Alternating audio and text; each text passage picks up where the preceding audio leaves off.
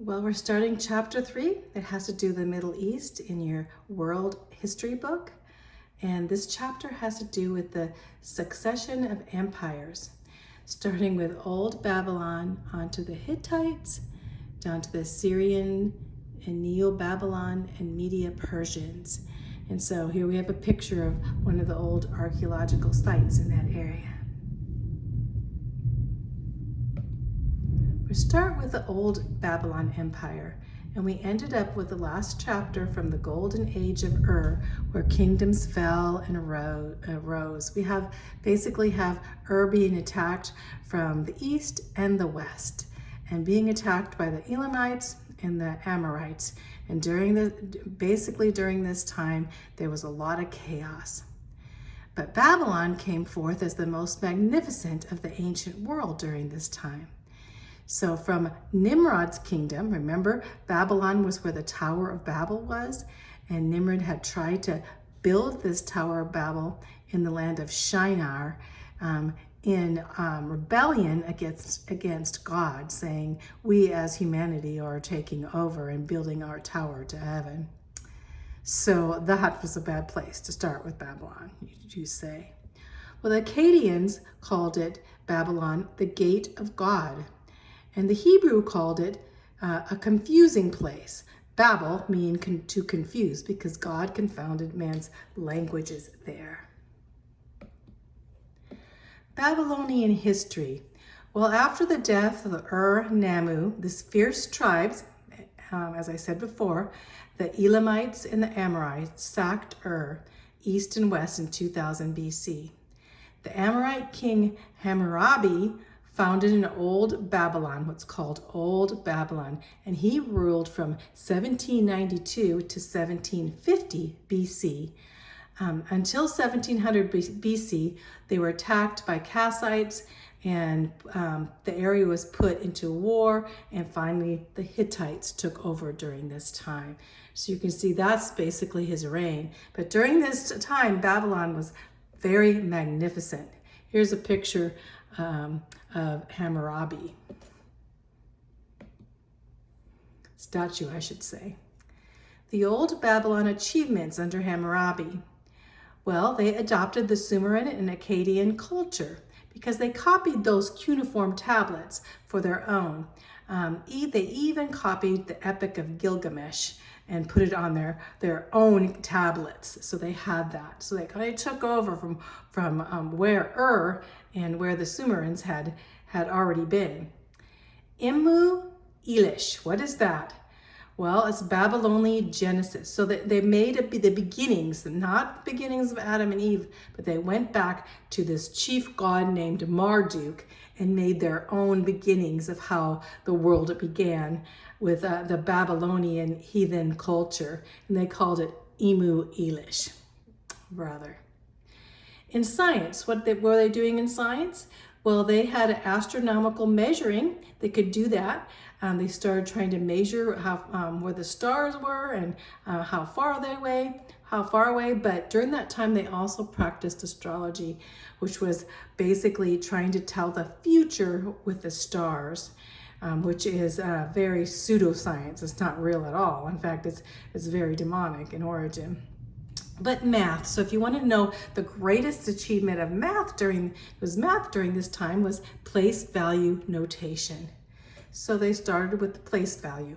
I said decimals before, not really decimals. It's a system of 10, which you call the maybe deca 10.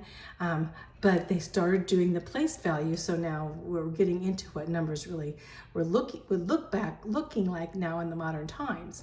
And here's a picture of the Marduk god that they had with Immu Elish. Hammurabi's codes. So the greatest achievement was Hammurabi's government codes, which he had like 300 laws or codes that were written. And he wrote these. Here's a picture of all the codes. We have them. We can actually read them on these tablets here, cuneiform tablets. So here we have a picture here of Hammurabi and giving out his 300 laws.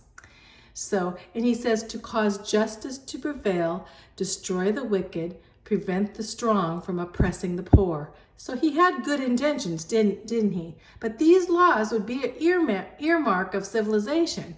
So basically, putting these laws down would really bring them into a time of civilization, especially writing them down. The justice, what does justice mean? Justice is using the authority to uphold what is right or just. So Hammurabi had good intentions. He believed that every man was responsible for his own actions. But unfortunately, Hammurabi had a limited view of justice because the punishment would never fit the crime. So someone could steal some bread and he'd have his hand cut off. I mean, that's how drastic it would be sometimes. So the punishment always, and also he did not treat people equally. The poor people did not get treated as equally as the very wealthy. So the laws would deal differently from a rich person and a poor person. So Hammurabi had some problems with his 300 codes or laws. But you have to remember, when you think of old Babylon and they're asked the question about Hammurabi, this is what he's known for, is his government achievement of his laws. The Hittites. The Hittites ruled 1700 to 700 BC. That is 1,000 years. Now, when they ruled in that area. Babylon also was present during this time. So, but the Hittites, how did they rule this long? Well, because they had something. They had basically had weapons with iron, made with iron. So they ruled this nation. Now, before the 20th century, unbelieving critics such as Voltaire was an atheist, he brought the Bible and scoffed the Bible and said, look, the Bible's talking about Hittites. There's no such thing as Hittites. And the Bible is just a bunch of fairy tales, is what he said. And then in the beginning of the 1900s, what happened is that they had archaeological evidence that found proof of Hittite settlements, huge ones. And here's an example of it, of Hittites. So they found the Hittites, and guess what? Voltaire was wrong again. In fact, it's kind of weird, but Voltaire said the Bible was going to be extinct in the next generation, going to be gone in the next generation. And after he died, they took his plantation area, or his I should say his, not plantation, but he had a kind of almost a palace or a big place where he lived, and they took that and made it into the National European Bible Society. Can you believe that? Oh, that's what God does. Anyway, let's go on. In 1700s, the Hittites plundered and sacked old Babylon. In the 1400s, for BC, we're talking, they plundered and sacked Egypt too. So they had control of Babylon, the Hittites, and they had control of Egypt. And like I said, they were the first people to use iron extensively. In fact, they had those iron weapons, which made them masters for centuries. The Syrians in the southwest attacked and plundered them. So that was the end. And when the Syrians plundered him, the Syrians were a very harsh terrorist type people. When they plundered him, the whole Hittite culture just totally disappeared from history.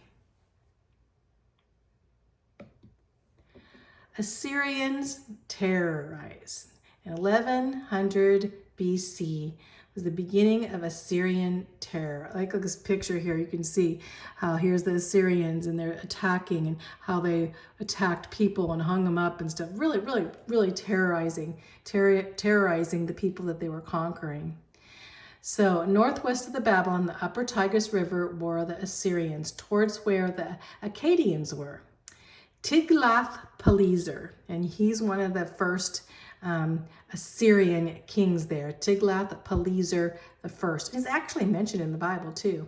He seized Babylon in 1100 BC. He seized Babylon, and then in 721 BC, Tiglath-Pileser and his commanders and on to Shalmaneser and Sargon II. They conquered the northern tribes of Israel. In 2 Kings 18, it talks about this. So basically, Israel was attacked and taken into captivity. They made the northern Israel tribes, not the tribe of Judah, but all the other tribes, they made them slaves. It was a terrible time, and God had warned the northern tribes, and they were worshiping other gods and doing all these horrific things, and warnings came from the prophets. And indeed, Assyria brought terror down to northern Israel and conquering northern Israel. And that's the area we call Samaria, or the Samaritans now, if you go to Israel, that area, and they're still divided. The fall of Sennacherib of Assyria. Well, 20 years later, Sennacherib's unsuccessful attack on Judah lost 185,000 Assyrian warriors. What was that? Well, you have to look in the Bible. And if you look in the Bible in 2 Kings and in Chronicles, what happened? Hezekiah was the king of Judah, and Assyria had already attacked and taken in all of the other tribes, and Hezekiah was ruling, and he knew the Assyrians were coming, and they were terrorists, and they had sent in and tried to terrorize the Hebrews, and Hezekiah didn't know what to do, so he basically looked to God. So he went to his high tower and he prayed, and he took the letters, and they sent him these cuneiform letters, or he laid them down, and he prayed to God, and for God to show up, because he knew that it was possibly the Assyrians had so many warriors coming that they would be taken over. Well, what happened that night, and you can look in the Bible, is that 185,000 of those Assyrian warriors were killed during the night. I don't really know why they were killed, but in the Bible said an angel of the Lord came, and they all died, didn't wake up. So Sennacherib's army was killed. Sennacherib coming back there, he basically coming to find his army, he ended up going back to Assyria, and his own sons assassinated him. What a terrible story, but what a great story for Israel. Is that 185,000 Assyrian warriors were killed in one night. God then warns Nineveh. What is Nineveh? Nineveh was the capital of Assyria. And in the Bible, we know about the prophets of Nahum and Jonah that were to warn of God's judgment to Nineveh, the Assyrian. So the fall of Nineveh's capital would happen in 612 BC. Well, of course, Jonah, we know the story of Jonah, is that he did not want to go to Nineveh. He could not. He hated the Assyrians. He knew how much they were terrorists to the Hebrews and other countries, and he basically wanted God to judge them. But God sent Jonah to warn them, and Nineveh repented for a short time. And here's a picture of Nineveh, and they're standing out here, and they're calling and repenting and doing exactly what God says. So God spared Nineveh for a short time, but then again, Nineveh turned back to its old ways. Assyria's height. Assyria dominated Babylon, Syria, Phoenicia, Palestine, and Egypt. Almost the whole world at that time, the whole known world, especially in the Middle East. And they terrorized with cruelty, oppressed the ancient cultures, like I said before. But one single contribution, and this would be a test question, is under Ashurbanipal. Under Ashurbanipal, their leader, he decided to get all those clay tablets, those cuneiform tablets, and gather everything and put them into a great library in Nineveh. Can you believe that? When you think of them, you think of these terrorizing warriors. You don't think of a library. So Assyria had one of the first big libraries. They had 1,000 clay tablets. And Nineveh now, if you look for Nineveh now, it's in Mosul in Iraq. That's where the modern day Iraq is now, where Nineveh was. And so here we have a picture, and this is the pictures. You go in and walk through here, you'll see where this great library that Ashurbanipal, the Assyrian, put together. Hebrew delegation and captivity in Assyria. So here we have, definitely, we have all of these. Here's a picture. It's, you know, this is so amazing how the Bible mirrors exactly what happened, and they dig up this archaeological evidence, and you can see what that the picture was so true. And here we have this delegation coming in of Hebrews, Jews coming in and being taken in by Assyria. And you can see how they took them in here. They gathered them along a rope here, and they put, actually they did put in their nose, put hooks in their nose and some of their noses as they pulled them along. But here you see as they gather. The New Babylon. I'm going to stop there and go on to the next because I don't want to go really long with this video.